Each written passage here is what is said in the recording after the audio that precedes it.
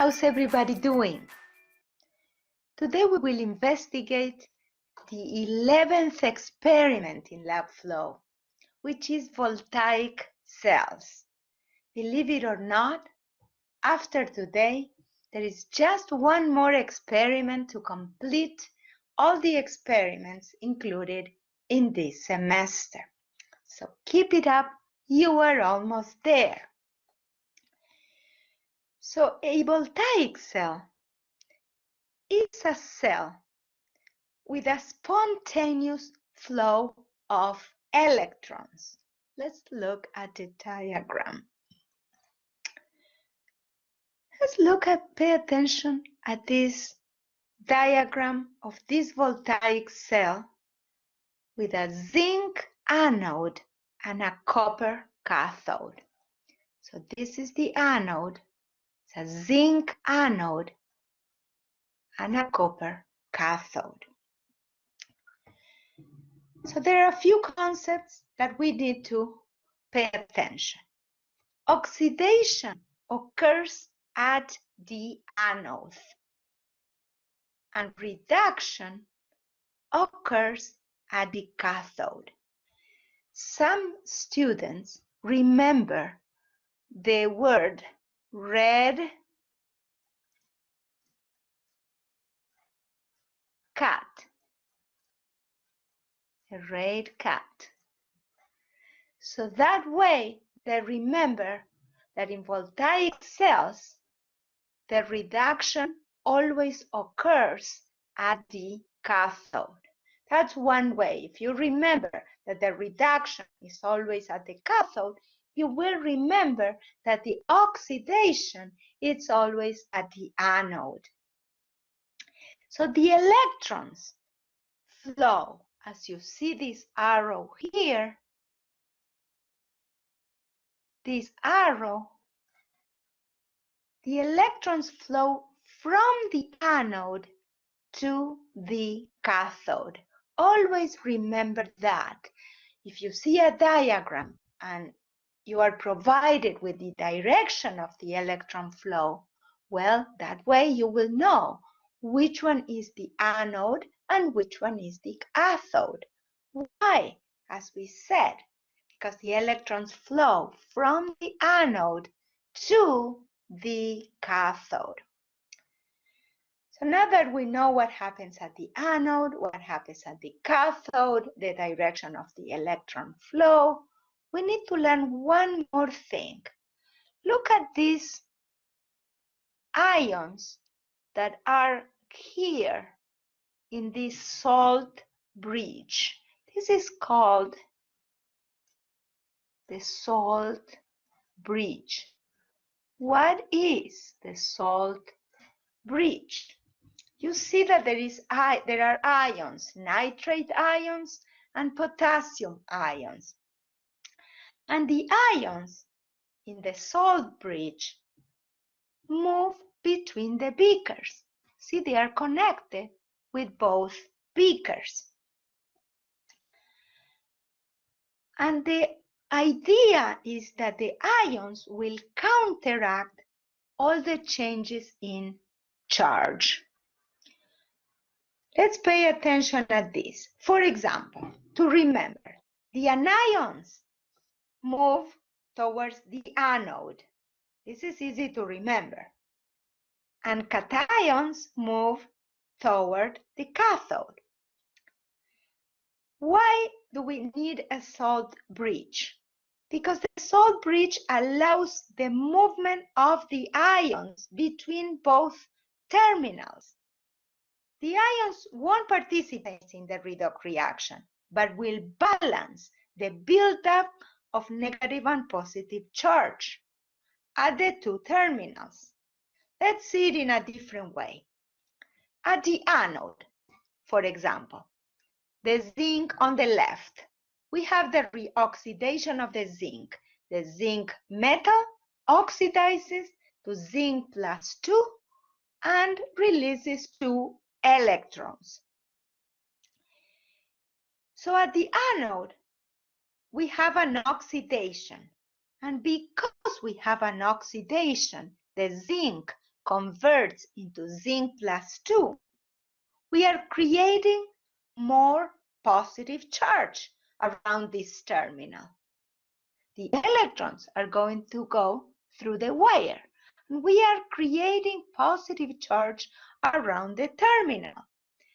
So anions like nitrate, anions obviously have a negative charge. So anions like nitrate move through the salt bridge to act as counter ions to the increased number of cations. So in this case, we have an accumulation of zinc +2. So the anions, the nitrate, will come to counteract that accumulation. Accumulation of positive charge or accumulation of negative charge is dangerous. It can cause an explosion. So we need the salt bridge for that. And at the cathode, it will be a similar effect. We are accumulating more negative charge around the terminal. So cations like potassium, as you see the arrow potassium plus, move through the salt bridge to increase the number of anion. Now we are going to see, we don't want to do this diagram every time to represent a cell. So we use a shorthand notation. Let's pay attention to this. This is the way we represent a cell. We need to know the convention. What does it? This will give you the same information as the other diagram. So we need to know that the electron flow always goes from left to right. That means that the anode appears first. If you see a representation like that, the one on the left, you will know that the zinc +2, is our anode. Very good. And then what other information they are giving us? They are giving us the concentration of the solution of zinc +2. In this case, 1 molar. Very good. And then you can see, let me erase this. You can see in the middle these two vertical lines. After the anode, if you start from left to right, the double vertical lines shows the separation from the other electrode. That means first the anode, then a double vertical line that separates from the other electrode, and basically it shows the salt bridge. And to the right, we have the cathode. And again, the same thing. We said that in the cathode, we have we said red cat. Cathode reduction. What does it mean? That the copper +2 reduces itself to copper 0. So we know the solution of the copper +2, then it's 1 molar. They give us the concentration, and then one vertical line to show that the copper +2 converts into copper 0. That is the other terminal of the cathode. So now that we are familiar with this shorthand notation, let's see something else. Here in the write-up, they are giving us standard reduction potentials used in the experiment. So you know that a voltaic cell creates electrical energy, and we measure that in volts. That's why the units of this reduction of reductions are in volts. What is 1 volt? It's a measure. It's 1 joule per coulomb. So we said that a voltaic cell creates electrical energy. Very good. Let's look at something else. A spontaneous reaction generates energy of positive potential. That's something you saw in lecture. Again, a spontaneous reaction generates energy of positive potential. And to find out the potential of a cell, here we have a cell like the other which we show. We look at the potential of each half cell, and we only use potentials of half reactions as reduction. See here, standard reduction potentials.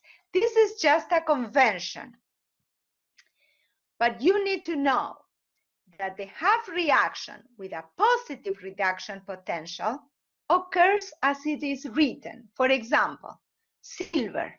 It says that silver plus is reduced to silver solid, and the standard reduction potential of this half reaction is plus 0.799. So it's positive.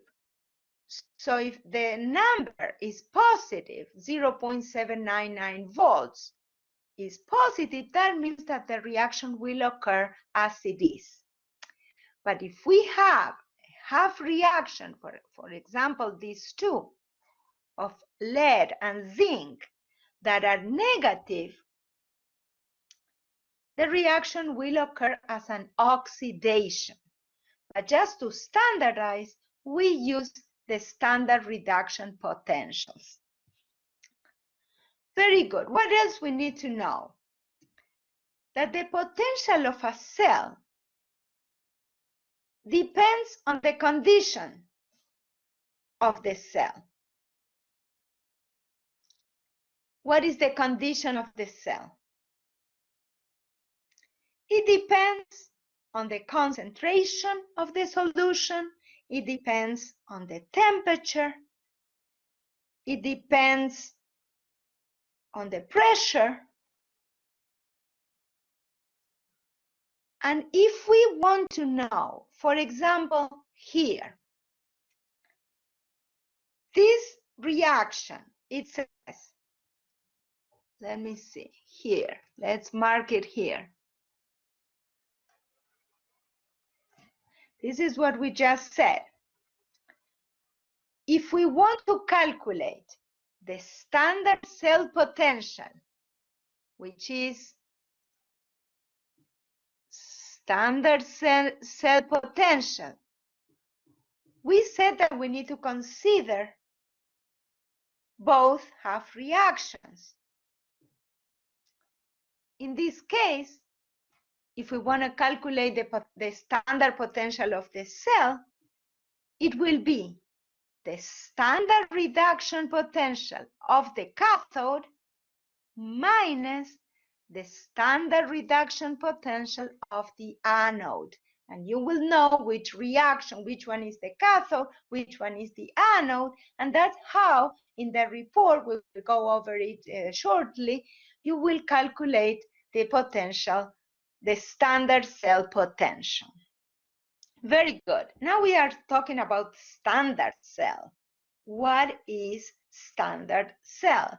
We standardize the condition, and we want, in order to tabulate, in order to have a list and a table of standard potential, we need to define conditions.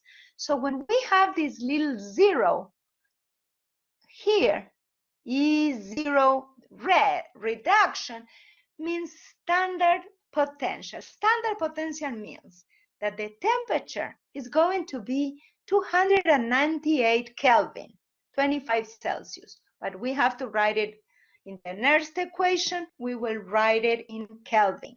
So when you hear standard conditions and you see that little zero, you know that the temperature is 298 Kelvin and the concentration of the solutions are 1 molar. And the pressure is 1 atm. So this is all what it is. Concentration 1 molar and temperature 298 Kelvin. So if we want to calculate the standard cell potential at standard, we use this equation too to calculate it. But we can also, depending on the cell conditions, calculate potentials of cells in different conditions. It doesn't have to be 298 kelvins, and it doesn't have to be the concentration 1 molar.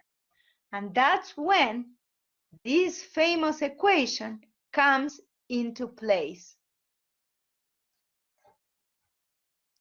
The Nernst equation. Let's pay attention on what it is each item. First is the potential, the cell potential under any condition. So this is what we are calculating, the cell potential under any condition. And the Nernst equation says equals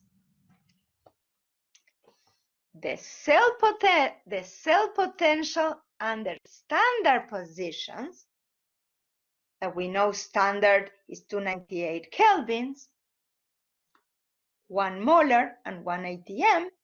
So we calculate that, as we just saw, we just seen that is the standard reduction potential of the cathode minus the standard reduction potential of the anode.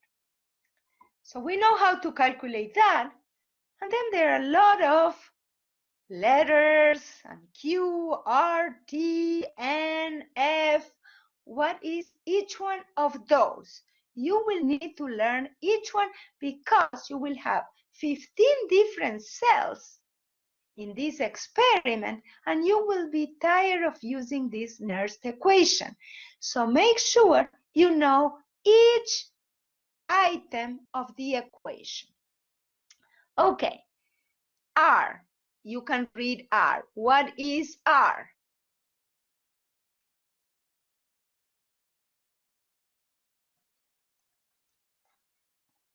R is the same as the constant for the gases, but we are going to use other units because we want the potential of the cell potential to be in volts. So the R that we are going to use equals 8.314 joules per mole per Kelvin. Very good. So now we know that this is the same R for the gases that we use. Very good. Now, let me erase this. Okay, everything got erased. Now, T. What is T?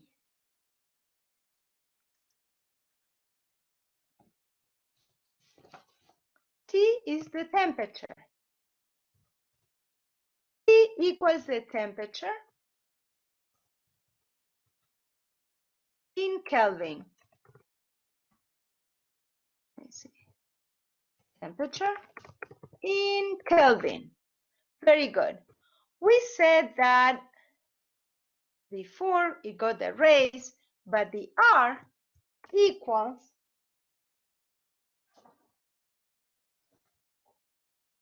8.314 joules per mole per Kelvin.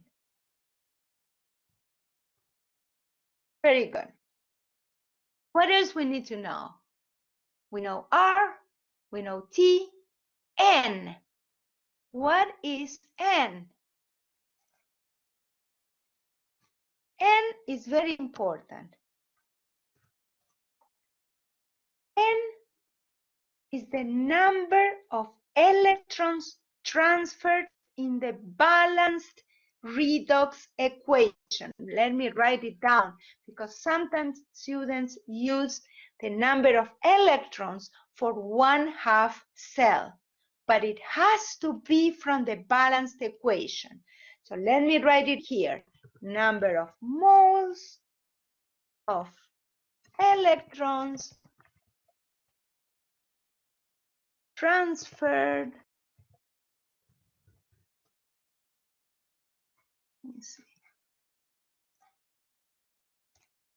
in the balanced redox equation. Very good. What else we need to know? What is F? F, you are probably familiar with, is the Faraday's constant. The Faraday constant is 96,500 coulombs per mole of electrons. Very good. And I guess we have everything but what is this Q? What is this? Natural log of Q. Somebody knows? Somebody can tell me what is Q? Q is the reaction quotient. Once you have the reaction, it's like the equilibrium constant. We will go over when we have the reaction. And we don't include solids. So all this equation will be to calculate the Nernst equation, to calculate the potential for any condition. Very good.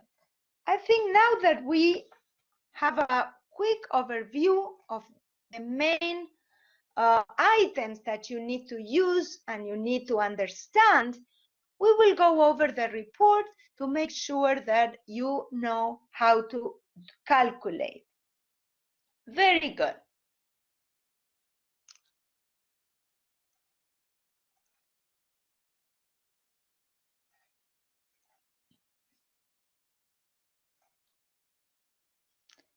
Here is how it will look, the report that you will have to complete.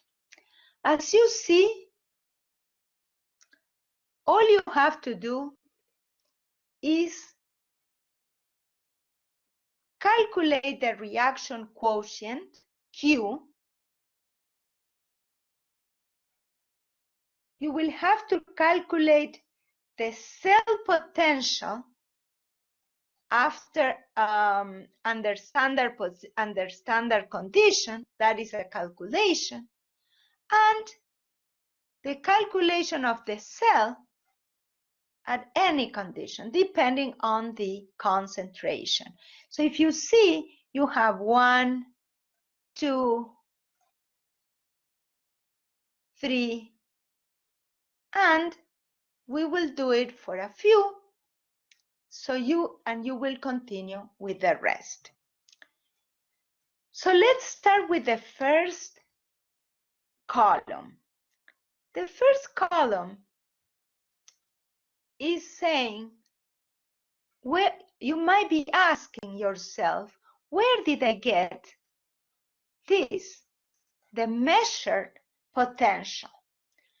This is data that is given but you will have to go. You won't have that complete. So let me share the page of the data.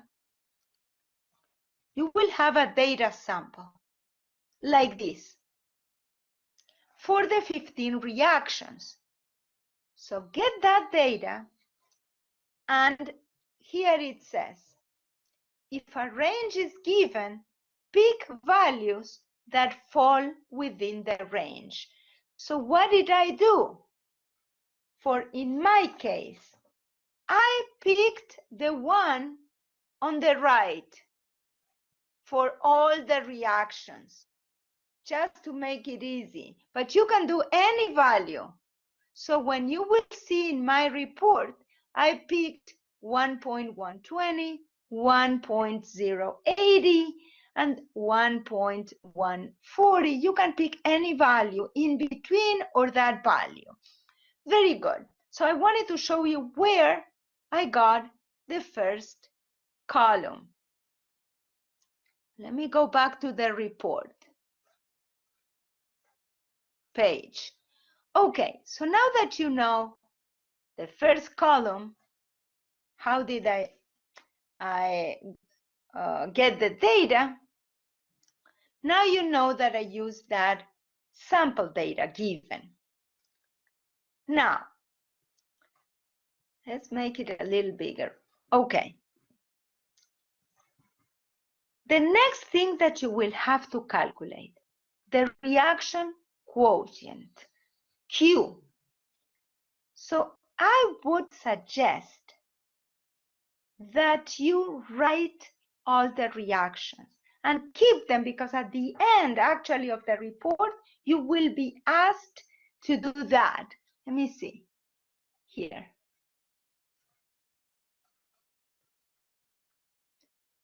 Not here. For example, okay, they will tell you in a different way. Identify the complete redox reaction for this cell. Okay, so let's go back to our page of the report.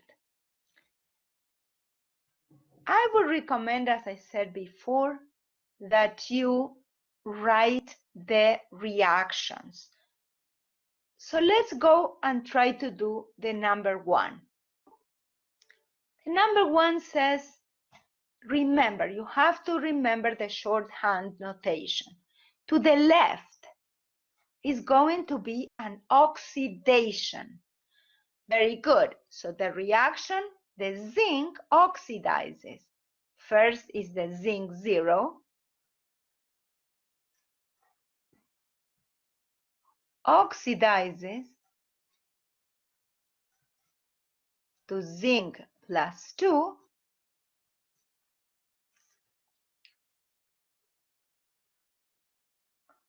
plus 2 electrons. Very good. That is the anode. And we know that on the right, there is a cathode.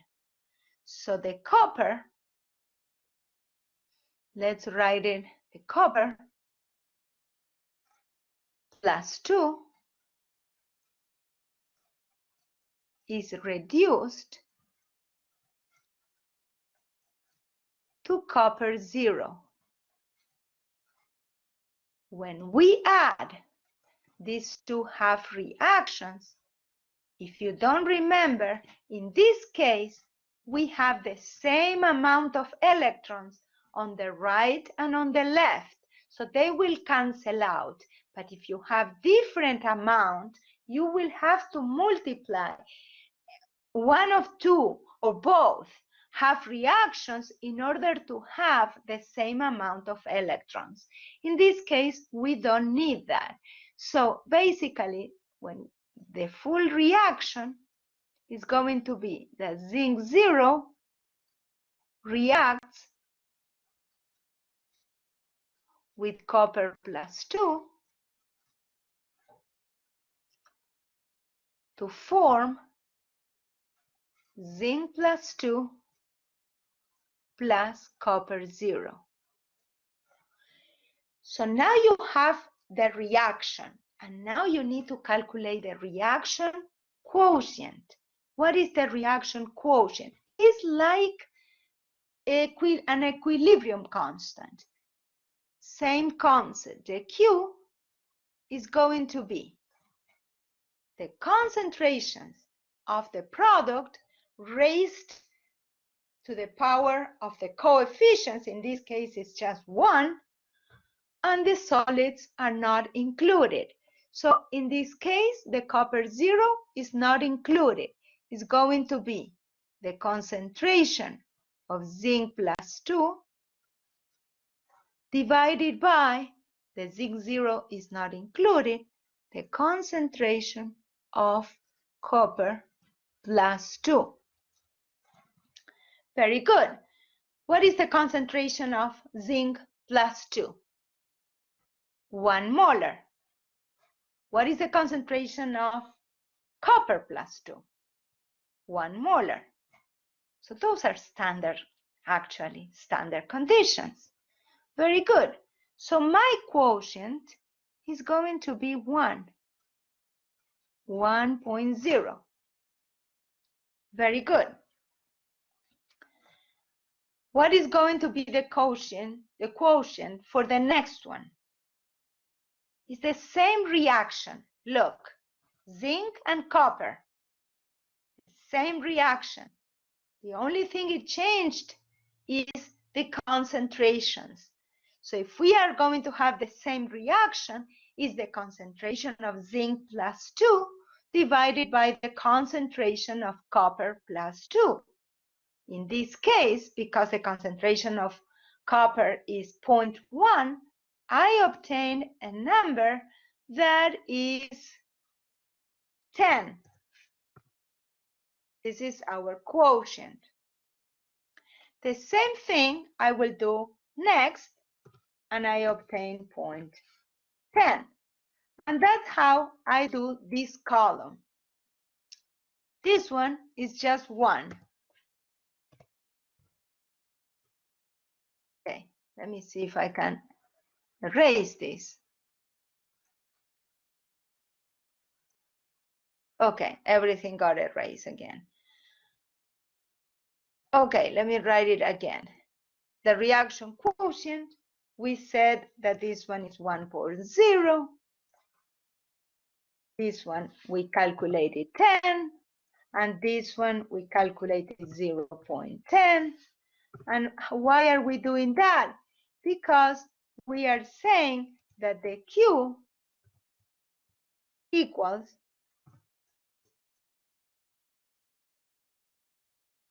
the concentration, we said, of zinc plus 2 divided by the concentration of copper plus 2. Very good. And then you continue down. This is a different reaction. 1, 2, 3 was the same reaction. This is a different reaction. This is a reaction between zinc, but again, you know the notation. So you know the zinc is the anode. That is the oxidation. So you write the equation the same way I just did, and you are going to know, you are going to do the Q is going to be what? The concentration of the zinc plus 2 divided by the concentration of the lead. Very good.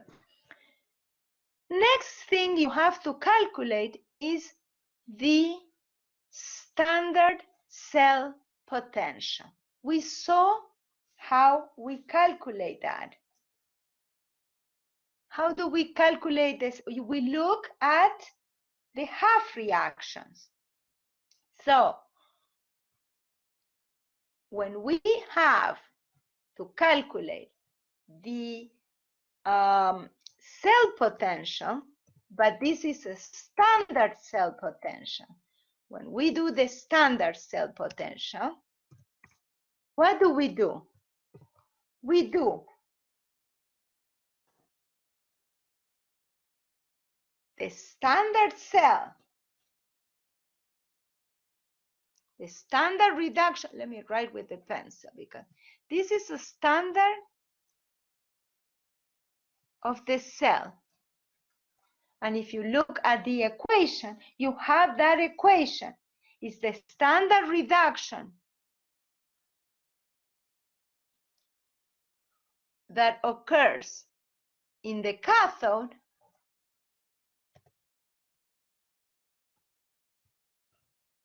minus the standard cell potential that occurs in the anode.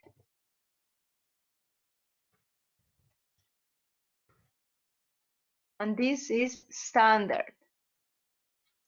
This is standard. So all we have to do is find the standard cell potentials of in this case, of the anode and the cathode. So remember, red cat, the standard cell potential of the cathode is the reduction where the reduction occurs. Which one is reducing? The copper or the zinc? We said that this is the anode and this is the oxidation. This is the copper and this is the reduction. And the formula says first the cell potential of the cathode.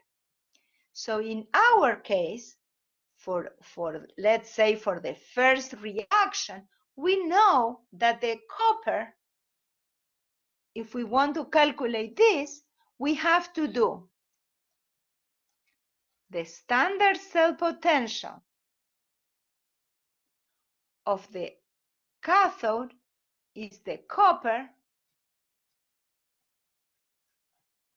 standard cell of the copper plus 2 to copper 0, minus the standard cell of the zinc plus 2 that oxidize. Zinc plus 2 to zinc 0. Those values, because the standard, are given in the write-up of this experiment. We will go over immediately. So which one is the one of copper? We will see when we go right now in the page. That is, let me see here, it's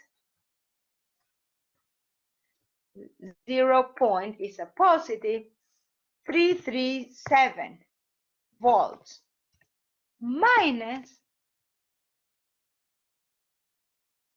the potential of the copper. Minus, sorry, the copper is 337 minus the potential of the zinc.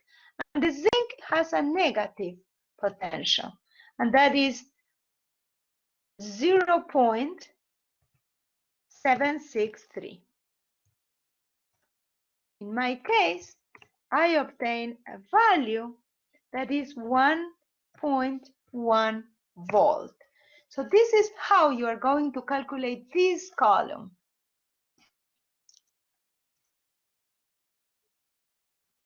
This column here. Very good. Now let's make sure you are going to find those standard cell potentials. So let me share now the page of the experiment. You have the write-up of the experiment, right? And then the shorthand notation, and here it says standard reduction potentials used in this experiment. So for that column, the calculation of the standard potential of a cell, you will use this table. In our case, we use, for the first reaction, we did the standard potential of the zinc. No, we did the standard potential of the copper, which was this one, minus the standard potential of the zinc, that was this one. And that's how I obtained the value of 1.1. And then for the other reaction, you will need all these four. Very good. So now that you know where to find this, we'll go back to our report. Very good. So now we know how to calculate the reaction quotient. We know how to calculate the standard potential of the cell. And now we have to complete this workshop learning how to calculate the potential for any condition. We want to know the cell potential under any conditions. See, different concentrations. We are going to assume, though, that the temperature is 298. So when we use, now we are in the fourth column, and we are going to calculate this column. What do we need to use in order to calculate that? You know, we saw the Nernst reaction. You saw that. What is the Nernst reaction? Let's write it again. We said that let's use another color.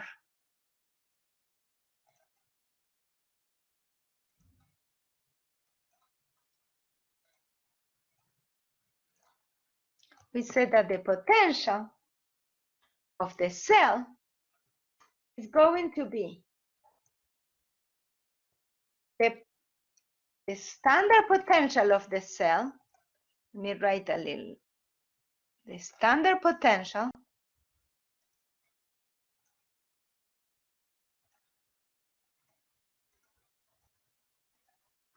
minus, we said, RT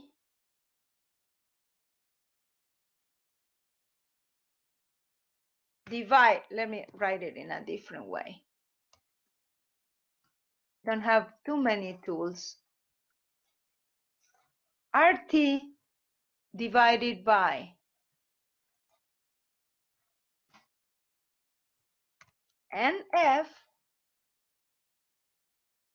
and multiply by the natural log of Q. Very good.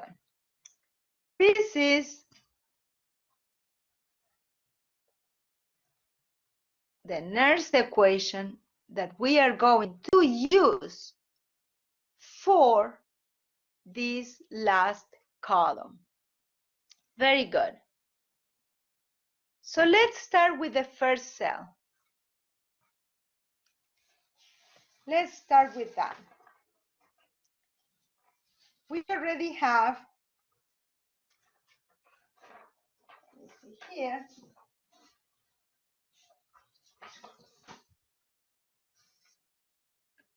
We are going to do the number 1.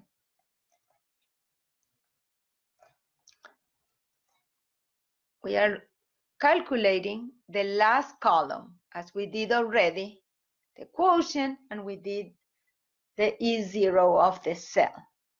So here, it's going to be what? For the first one,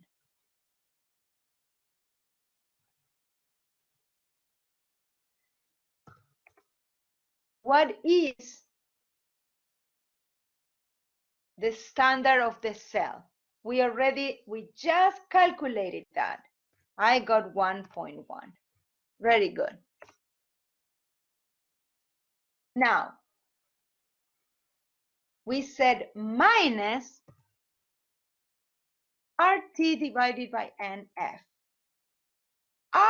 We said that we are going to use the constant of the gases, 8.314 joules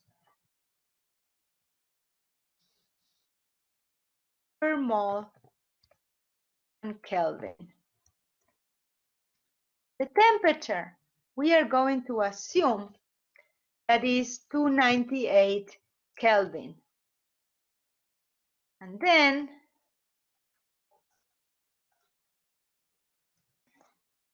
divided by, what is the number of electrons? Is 2. Remember, we wrote the equation of the zinc, and we had only 2 electrons in the balanced equation. And then the F, we said is the Faraday constant, is 96,500, and we said it is coulombs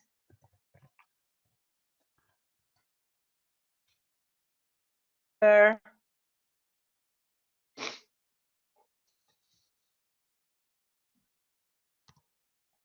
mole of electrons.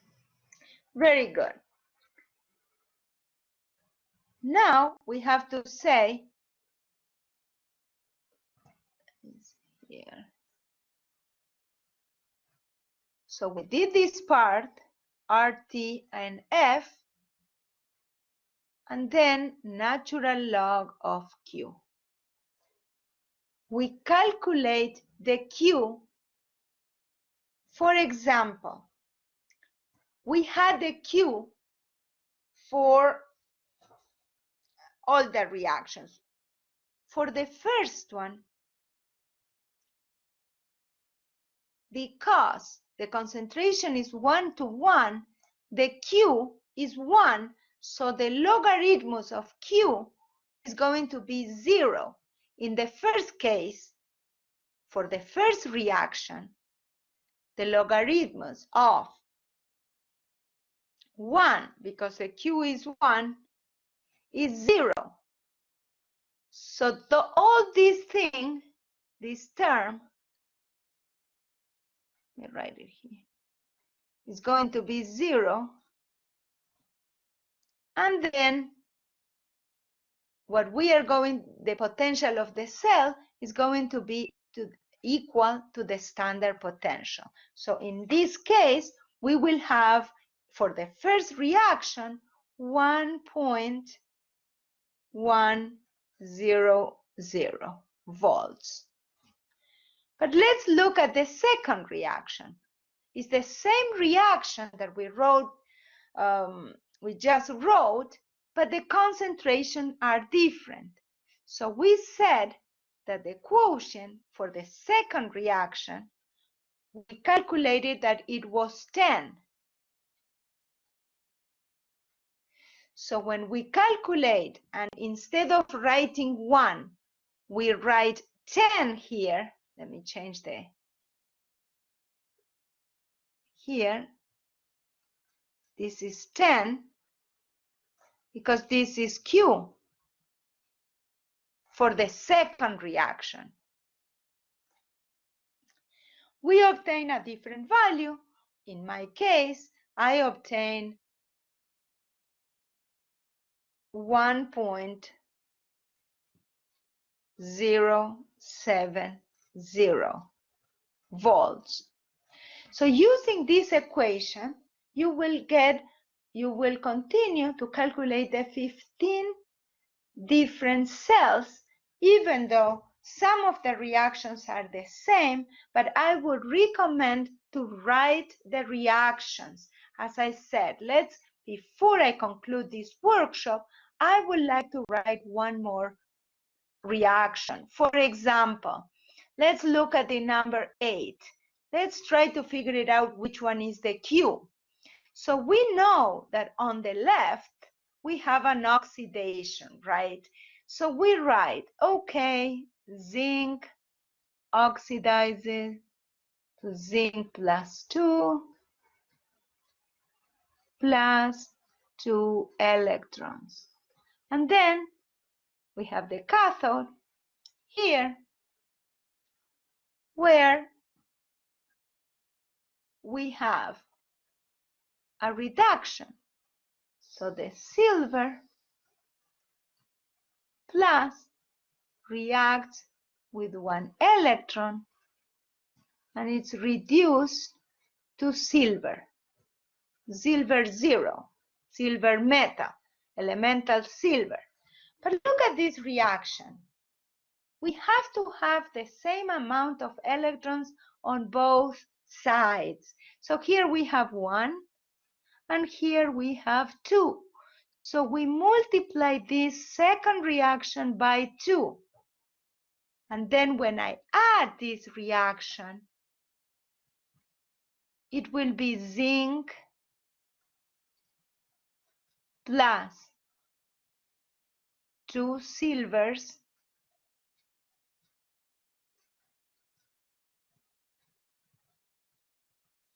zinc 0 reacts with 2 silver plus to obtain zinc plus 2 plus 2 silver 0. Now I will ask you, for the Nernst equation, what is the N? This N that we are using here. What did we say is N? It's the number of moles of electrons transferred in the balanced redox equation. When we balance, we multiply by 2, so the number of electron transfer is 2. So the N for this equation is 2. What else we need to know? What is the quotient of the reaction quotient? Well, let's look at this. The Q. Q equals 1. The solids we don't include, so it's going to be concentration of zinc plus 2 divided by concentration of silver plus, but look at the coefficient of the silver, has a 2 raised to the second. So it's very important that you write the equation, you balance the equation, and then you will have the right value for the Q and for the N, and you write the, and then you obtain, you do it correctly. I hope this was helpful. I want to thank everybody that is listening to my workshops, everybody that is here now, and looking forward to seeing you all next week for the last experiment of the semester. Thank you.